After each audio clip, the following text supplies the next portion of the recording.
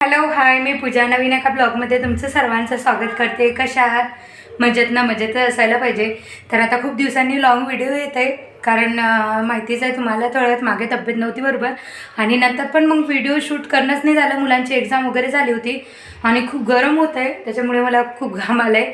तर असो, मी आताच बाहेरून आली, म्हणलं चला रेसिपी करायची आहे तर शूट करूया. तर साहित्य काय काय घेतलं आहे ते सांगते. तर आपण बनवणार आहोत आज बेसन बर्फी. तर मुलांची खूप गोड खायची इच्छा होत होती, मम्मी काहीतरी गोड खायला कर, गोड खायला कर. तर मग बेसन बर्फी बनवणार आहे, आणि ते पण 1 किलोच्या प्रमाणात. तर इथं मी 3 ग्लास या ग्लासाने मोजून घेतलं आहे, हे बघू शकता. तर 3 ग्लास एवढं बेसन घेतलेलं आहे, आणि ते छान असं चाळणीनं, आपली ही वाली जे चाळणी असते ना, याने चाळून घेतलेलं आहे. त्यानं काय होणार, गाठी वगैरे होणार नाही. तर हे चाळून घेतलेलं आहे छान. आणि 3 ग्लास बेसन पीठ, त्याला 1 ग्लास रवा, म्हणजे 3 भाग बेसन घ्यायचा आणि 1 भाग रवा घ्यायचा. जर वाटीचं मेजरमेंट असेल तर 3 वाट्या बेसन आणि 1 वाटी रवा. तर नेक्स्ट पुढचं सांगते. तर आता 1 किलोचं बनवणार आहोत, तर अर्धा किलो एवढं तूप लागणार आहे, कारण मी तुपातच बनवणार आहे, डालडा वगैरे वापरणार नाही.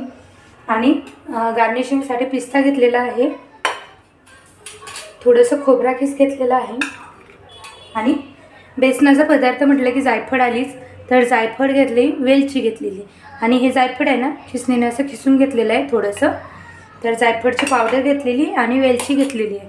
आणि पाक बनवण्यासाठी आहे ना, तर मी अशी खडी साखर आणलेली आहे, हे बघा, अशी मोठीवाली असते ना, कारण जे आपण शुगर वापरतो ना, त्याच्यापेक्षा त्याच्यात खूप केमिकल्स वगैरे वापरून बनवलेली असते. तर हे नॅचरल शुगर आहे. तर अशी याला हे पण म्हणतात, मिश्री पण म्हणतात काही काही बायका हिंदीमध्ये. तर ही खडी साखर आहे, तर मिश्री किंवा खडी साखर. तर 1 किलोचं प्रमाणला 1 किलोच घेणार आहे, कारण बर्फी म्हटलं की गोड आली. आणि 1 पावशेर एवढं दूध घेतलेलं आहे, कारण मला खवा मिळाला नाही. सहसा करून तुम्ही खवाच वापरा, जर खवा नसेल मिळाला तर दूध वापरा. तर चला, इथं काय करणार आहे, सर्वात आधी आपण बेसन भाजून घेणार आहे. तर अशी जाडवाली कढई घ्यायची, जेणेकरून काय होणार, आपलं बेसन जळणार नाही. तर आता कढई गरम करून घेऊया.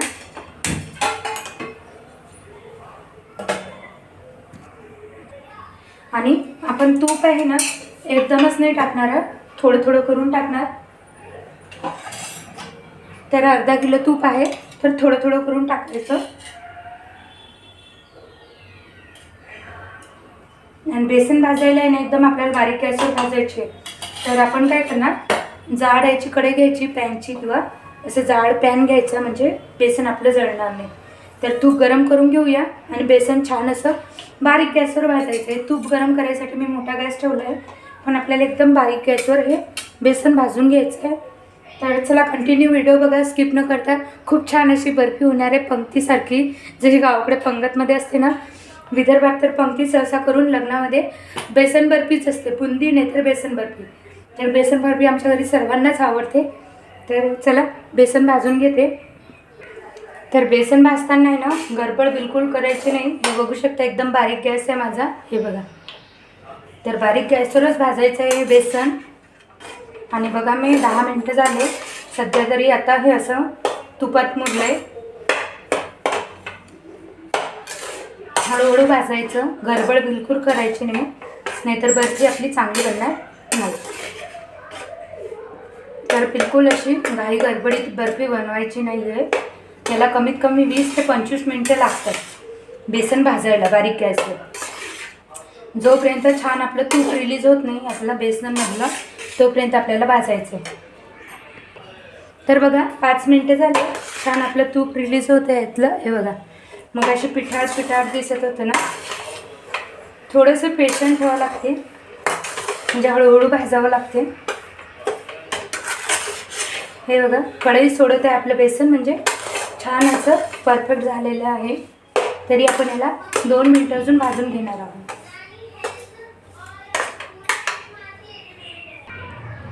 तर बघू शकता, छान आपलं तूप रिलीज झालं आहे, हे बघा, एकदम पेळ्यासारखं झालं आहे.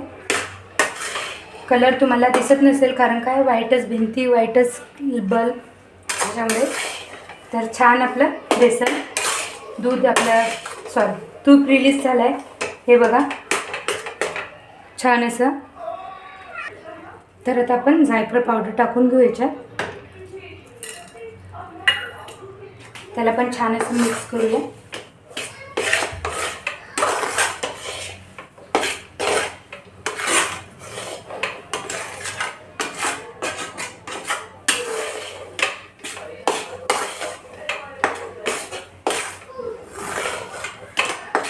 थोडंसं असं ब्राऊन होईपर्यंत भाजायचं. थोडंसं लगेच नाही काढायचं पिवळं पिवळं, मग कच्चे ते टेस्ट नाही येत त्याला छान. थोडंसं ब्राऊन होईपर्यंत भाजायचं बेसनाला आणि सारखं चम्मच देत राहायचं जेणेकरून ते खाली लागणार नाही. आणि रवा जर तुम्हाला स्किप करायचा असेल तर करू शकता. रवा एवढ्यासाठी वापरतात बेसन बर्फीमध्ये जेणेकरून आपली बर्फी छान अशी रवाळ होणार, असे स्ट्रक्चर त्याचं छान होणार, त्याच्यासाठी रवा वापरतात. तर मी नेहमीच वापरते जेव्हा पण बनवते. तर तुम्हाला जर स्किप करायचं असेल तर स्किप केला तरी चालेल. तर 2 मिनटं अजून याला भाजून घेते मी छान असं. तर बेसन बर्फीत खवा टाकतात नरम होण्यासाठी छान अशी. तर खवा नाही तर मग मी दूध वापरत आहे. आणि 1 ग्लास कशासाठी घेतलं आहे मी दूध, कारण 3 ग्लास मी बेसन घेतलं आहे म्हणून 1 ग्लास दूध घेतलं आहे. जर तुम्ही 3 वाटी बेसन घेत असाल तर 1 वाटी दूध घ्यायचं. तर मोजूनच घ्यायचं जेणेकरून आपली बर्फी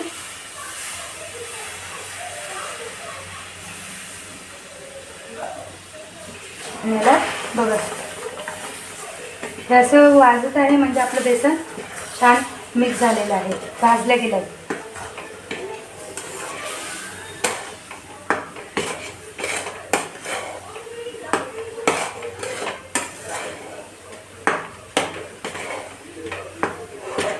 तर चला 2 मिनिटाला भाजून घेते छान. आणि चम्मच बिलकुल सोडायचा नाही. चम्मच जर देणं सोडला तरीचा खाली तळाशी लागू शकते.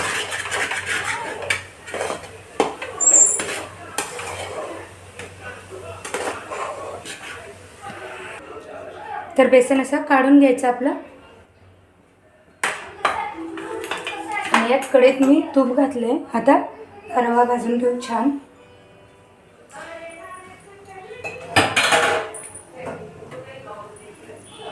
रवा पण आपल्याला छान बारीक गॅसवरच भाजायचे.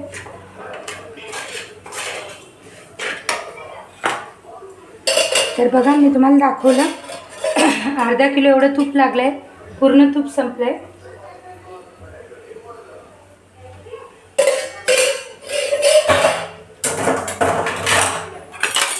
तर अर्धा किलो पण जास्त असेल तूप थोडं,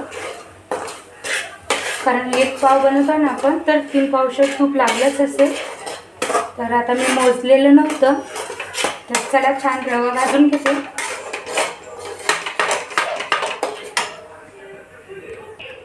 तिकडे मी पाक करायला आपली खडी साखर टाकली आणि थोडंसं पाणी टाकले जेणेकरून ती लवकर वितळली पाहिजे म्हणून. तर पाणी जास्त घालायचं नाही आपल्याला, कारण आपल्याला 1 तारी पाक करायचा आहे. आणि वेलची पण असंच घालून घ्यायची. आणि इकडे बारीक गॅसवर आपला रवा पण छान भाजला जाते.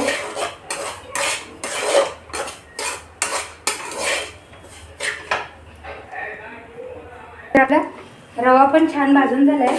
आणि त्यामध्ये मी बेसन आपलं भाजून साईडला ठेवलेलं ना ते मिक्स करत आहे. इथं आपल्याला गॅस बंद करायचं आहे कारण कढई खूप गरम असते. तर याला छान रव्याला बेसनात एकजीव करायचं, मिक्स करायचं.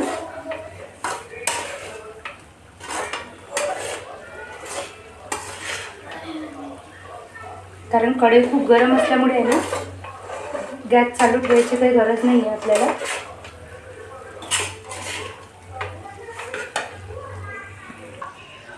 तर बघा खडी साखरचा लगेच पाक होतोय बघा. आपल्याला 1 तारी करायचं आहे बघा तार.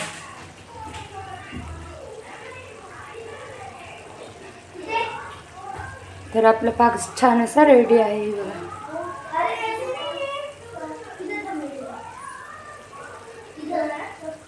तर यामध्ये कलरसाठी मी फूड कलर वापरत आहे. तर ऑप्शनल आहे, तुम्हाला वापरायचा नसेल तर तुम्ही नाही वापरला तरी चालेल.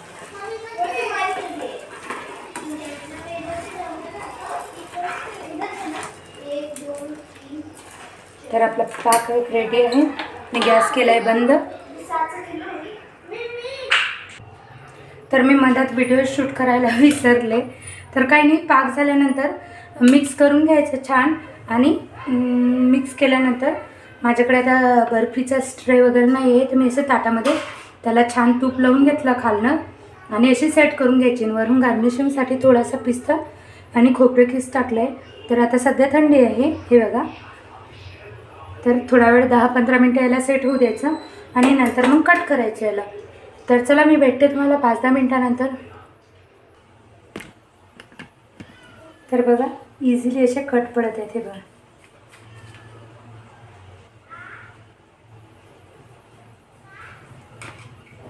जर तुमच्याकडे असं पिझ्झा कटर असेल ना, तर यानं लेस इझी होते, पटकन असं.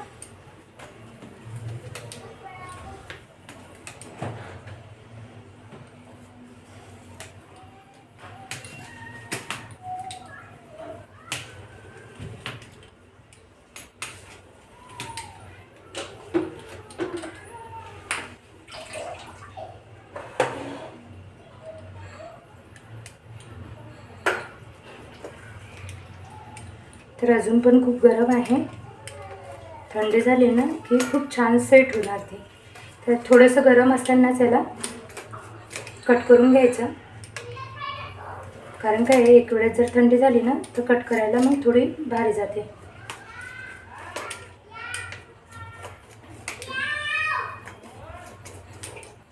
तर बघा, छान आता कट करून झाले. तर तुम्हाला पुढच्या व्हिडिओत दाखवेल मी.